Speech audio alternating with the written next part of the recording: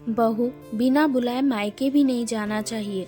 Mummy जी, इस बार मैं अपने मायके जा रही हूँ, इसलिए आप छोटी से कह देना कि वो मेरे आने के बाद मायके चले जाए। वैसे भी मुझे अपने मायके गए हुए 2 साल हो गए हैं। बड़ी बहू गरिमा ने निर्मला जी से कहा। अरे बहू, तू मायके जाकर क्या करेगी? अब तो तेरी माँ भी नहीं रही। जब तक माता पिता होते हैं तब तक ही मायका होता है। भाई भाभी का क्या है, बुलाए तो बुलाए, नहीं तो नहीं बुलाए। और वैसे भी तेरे मायके में कोई प्रोग्राम तो है नहीं, अभी छोटी को ही जाने दे। निर्मला जी ने कहा। नहीं मम्मी जी, हर बार मैं यही सोचकर रह जाती हूँ, लेकिन इस बार नहीं। इस बार तो मैं मायके जाकर रहूंगी। जब छोटी मायके जाती है तो मेरा भी मन करता है मायके जाने का, गरिमा ने कहा। देख बहू, मैं तुझे मायके जाने के लिए मना नहीं करती, लेकिन जब तक माता पिता होते हैं तब तक एक बेटी पर बेधड़क अपने मायके आ जा सकती है, लेकिन जब गृहस्थी भाई भाभी के जिम्मे आ जाए तो बिना न्योते के मायके नहीं जाना चाहिए। इससे अपनी ही इज्जत घटती है। निर्मला जी ने समझाना चाहा।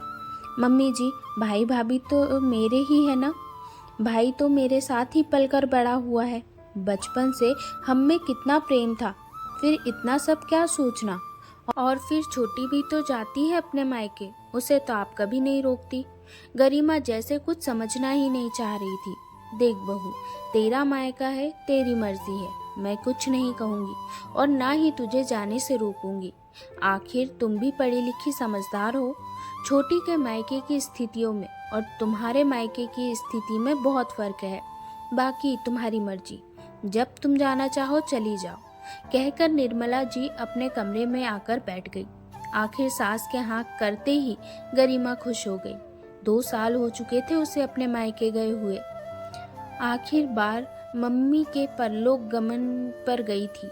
उसके बाद तो मायके जा ही नहीं पाई। देवरानी को मायके जाती देखती तो उसका मन भी करता जाने का, पर सासू माँ थी कि जाने ही नहीं देती। कभी किस बहाने से रोक लेती तो कभी किस बहाने से, लेकिन इस बार तो गरिमा ठान कर बैठी थी कि चाहे कुछ भी हो जाए उसे मायके जाना है। खैर, गरिमा ने अपने कमरे में आकर फटाफट अपना सामान पैक कर लिया और अपनी बेटी के स्कूल से आने का इंतजार करने लगी। आखिर उसे भी तो अपने साथ लेकर जाना था।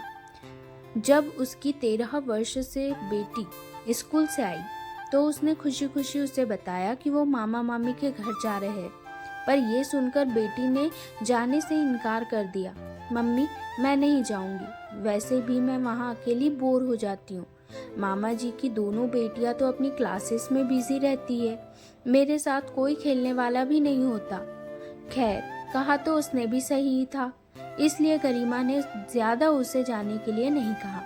गरिमा ने कैब बुक की और थोड़ी देर में अपना सामान लेकर वहां से रवाना हो गई। 2 घंटे के सफर के बाद वो अपने मायके पहुंची।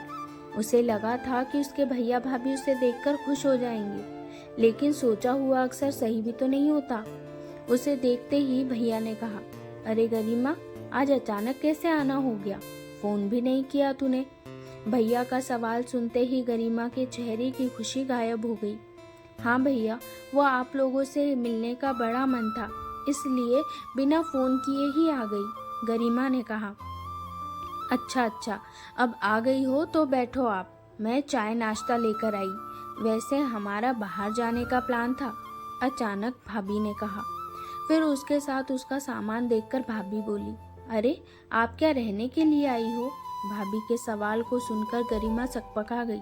उसे लगा कि उसने बिना फोन किए अचानक आकर सबसे बड़ी गलती कर दी।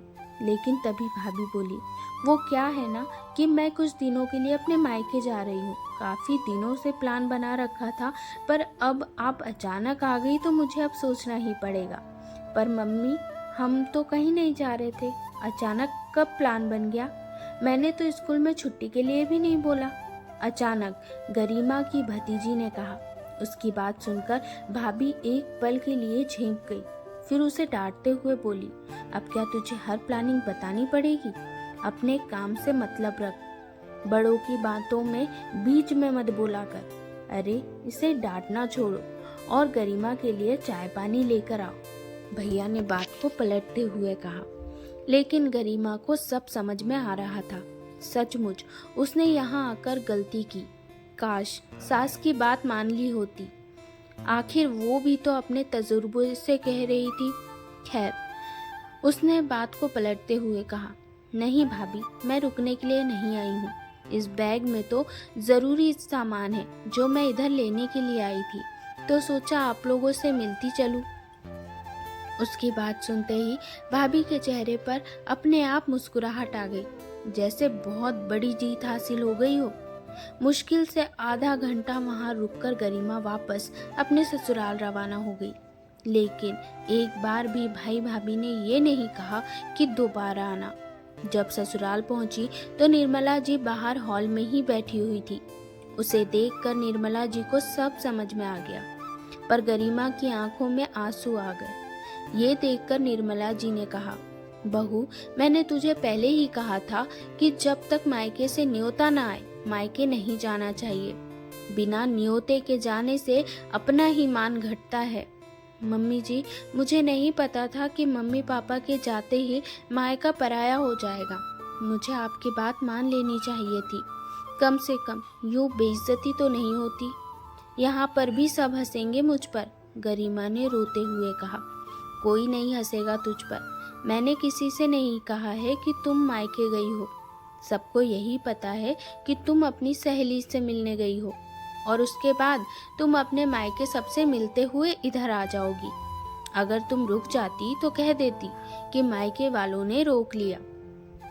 इससे पहले छोटी घर आ जाए, अपना सामान लेकर अपने कमरे में रख दे, निर्मला जी ने कहा। तो गरिमा को थोड़ी तसल्ली आई ये देखकर कि निर्मला जी ने कहा, देख बहू, जब तक तेरे माता पिता थे तब मैंने तुझे कभी मायके जाने से नहीं रोका। लेकिन मैं अपने अनुभव से कह रही हूँ कि जब तक भाई भाभी खुद ना बुलाए तो मायके मत जाना। अरे बिना बुलाए तो कहीं नहीं जाना चाहिए, चाहे वो मायका हो या ससुराल हो। जी मम्मी जी, आगे से मैं इस बात का बिल्कुल ध्यान रखूंगी, कहकर गरिमा अपना सामान अपने कमरे में रखने चली गई। लेकिन मन ही मन अपनी सास को धन्यवाद जरूर दिया कि उन्होंने अपनी समझदारी से कम ससुराल में उसका मजाक बनने से तो रोक दिया। कहानी अगर पसंद आई हो तो कहानी को लाइक ज़रूर करें और चैनल सब्सक्राइब करना ना भूलें। धन्यवाद।